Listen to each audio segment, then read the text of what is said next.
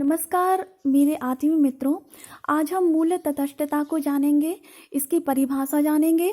केवल हम इसकी परिभाषा नहीं जानेंगे बल्कि इसको हम उदाहरणों के सहित समझेंगे। ओके, चलिए जानते हैं मूल्य तटस्थता क्या है। तो देखिए, मूल्य तटस्थता दो शब्द हैं। एक है पहला शब्द मूल्य, दूसरा है हमारा तटस्थता। इसका ये तात्पर्य है कि किसी भी मूल्य से स्वयं को ना बांधना मूल्य तटस्थता कहलाता है। यदि हम किसी मूल्य से बंधे हैं तो ये मूल्य तटस्थता नहीं कहलाएगी, और यदि हम नहीं बंधे हैं तो इसका क्या मतलब है कि हम मूल्य से तटस्थ हैं। ओके, चलिए इसको हम एक उदाहरण से समझ लेते हैं। हमारे पास में एक ये समाज है और ये दूसरा समाज है। एक समाज कहता है, या फिर एक समाज का जो मूल्य है, जो वैल्यू है, वो कहती है कि शराब आप पी सकते हैं, शराब पीना स्वीकृत है, शराब अलाउ है। परंतु वहीं दूसरा समाज है जो कहता है कि शराब पीना अस्वीकृत है, अर्थात शराब पीना मना है। ओके, और यहाँ पर आप हैं। कौन है? आप हैं।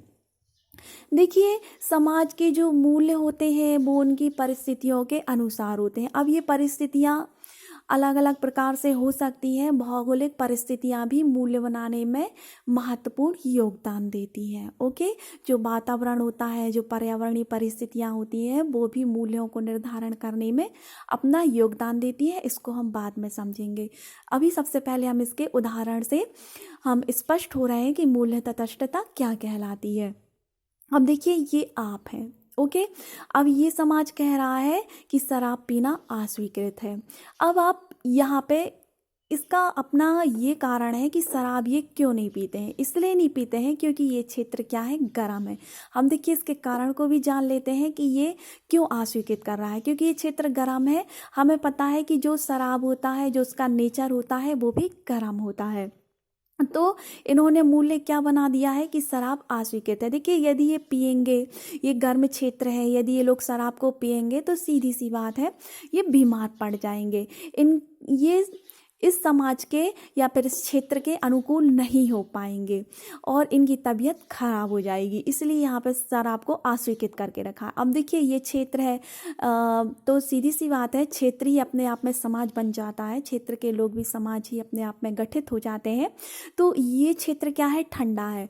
और सीधी सी बात है, हमें पता है कि जो शराब होता है उसका नेचर गर्म होता है। अब यदि हम गर्म पिएंगे तो सीधी सी बात है कि जो हमारे ये शरीर के अनुकूल हो जाएगी, हमें नुकसान नहीं करेगी। समाज हमें शराब नुकसान नहीं करेगी। तो ये जो मूल्य है, इनकी जो प्रकृति है, इनकी क्षेत्र की प्रकृति के अनुसार ही मूल्यों की प्रकृति निर्धारित हो गई है। ओके, अब देखिए, यहाँ पे बीच में मैं हूँ, सेंटर में हूँ। ना तो मैंने इस मूल्य से अपने आप को बांध के रखा है, ना ही इस मूल्य से बांध के रखा है। ओके, देखिए, अब ये यदि मान लो ये गर्म क्षेत्र में आती हूँ मैं, तो मैं इनके मूल्य को स्वीकार कर लूँगी। ओके, अब आपने कहा था कि आप तो किसी मूल्य से नहीं बंधे हैं। यस, मैंने अपने आप को ये बांध के नहीं रखा है अपने जीवन में कि मैं कभी शराब नहीं पीऊँगा।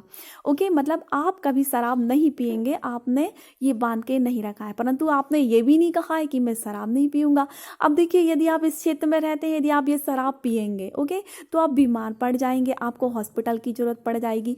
परंतु यदि आप यहाँ पे ठंडे क्षेत्र में आते हैं और यदि आप शराब नहीं पिएंगे तो भी आप बीमार पड़ जाएंगे।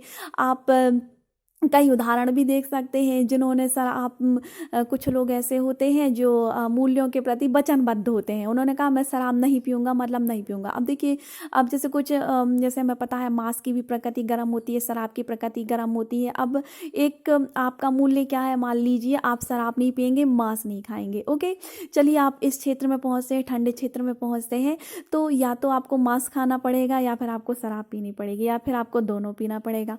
अब आप कहते हैं कि नहीं, मैं तो हिंसा का समर्थन करता ही नहीं हूँ, मुझे प्राणियों की जीवन पसंद है, उनको मुझे जीवन देना पसंद है। ओके, मैं उनका जीवन नहीं ले सकता, वॉटएवर आपका ऐसा सोचना है, आपकी थिंकिंग है। परंतु यदि आप यहाँ पे कोई भी गर्म चीज़ ग्रहण नहीं करेंगे तो सीधी सी बात है, आप मृत्यु को प्राप्त हो जाएंगे। और कोई भी व्यक्ति ये नहीं चाह सकता कि वो मृत्यु को प्राप्त हो जाए, वो मृत्यु की ग्रास में चली जाए। ओके, तो आपको शराब आप वहाँ पे पी लेते हैं।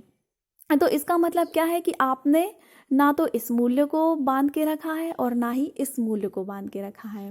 ओके, आप परिस्थितियों के अनुसार आप काम करते हैं। तो इसका मतलब क्या है, आप वैल्यू से तटस्थ हैं।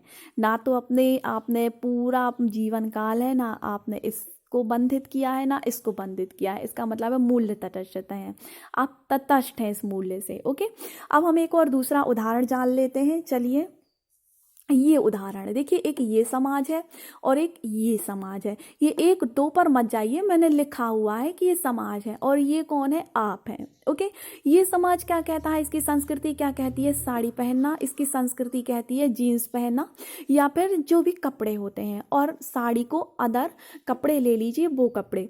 अब देखिए, कहीं ना कहीं साड़ी है, जीन्स है, ये भी जो कल्चर बनते हैं ना, वो उनके पीछे भी कहीं ना कहीं भौगोलिक कारण होता है। अब देखिए, गर्म क्षेत्र रहेगा, ठीक है ना, तो ज़्यादा अधिक गर्म है ना अधिक ठंडा है, तो आपको साड़ी पहन सकते हैं। अब वहीं पे जीन्स है या फिर जो छोटे कपड़े रहते हैं, जो भी वॉटेवर जो भी आप कहते हैं। अब मान लो ठंडे क्षेत्र है, यहाँ पे सूर्य की रोशनी नहीं पड़ रही है, तो हम जानते हैं कि जो सूर्य की रोशनी होती है उसमें विटामिन डी होता है और वो हमारी हड्डियों को मजबूत करता है। अब यदि सूर्य की रोशनी हमारे शरीर पर नहीं पड़ेगी तो सीधी सी बात है, हमारी हड्डियां गलने लगेंगी, तो उनको उसके अनुसार कपड़े पहनने पड़ेंगे। ओके, तो ये आप हैं। ओके, अब यदि आप इस क्षेत्र में रहते हैं तो आप साड़ी पहन लेते हैं। अब यदि आप ठंडे क्षेत्र में जाएंगे तो आप उसके अनुसार कपड़े पहन लेंगे, ताकि आपका जो शरीर है वो डिफेक्ट ना हो, आप बीमार ना पड़े। ओके, अब यदि आप ये नहीं है, आपकी मान लो पत्नी है, ठीक है, तो आप या तो स्वयं बंधे नहीं है या फिर आप दूसरे को बांध के नहीं रखना चाहते हैं, तो वो भी मूल्यों की तटस्थता कहलाती है। अब सपोज दैट ये आपकी पत्नी है। ओके, आप वो चाहे तो साड़ी पहन सकती है, यदि उसकी इच्छा है तो वो जीन्स भी पहन सकती है या फिर कोई और कपड़े भी पहन सकती है। इसका मतलब क्या है कि आप मूल्य से तटस्थ हैं। आप स्वयं भी अपने जीवन में मूल्यों से बंधे नहीं हैं और आप किसी और को भी मूल्यों से बांधकर नहीं रखना चाहते हैं। तो ये कहलाती है मूल्य तटस्थता। ओके, आपको समझ में आया? और यदि आप और कुछ और उदाहरण से समझना चाहते हैं तो आप कमेंट बॉक्स में कमेंट कर दीजिए, फिर हम इस मूल्यों को भी समझेंगे। मूल्य क्या कहलाती है, नैतिकता क्या कहलाती है, इन दोनों में संबंध क्या होते हैं, क्या एक दूसरे के पूरक होते हैं या फिर पूरक नहीं होते हैं। ओके, धन्यवाद।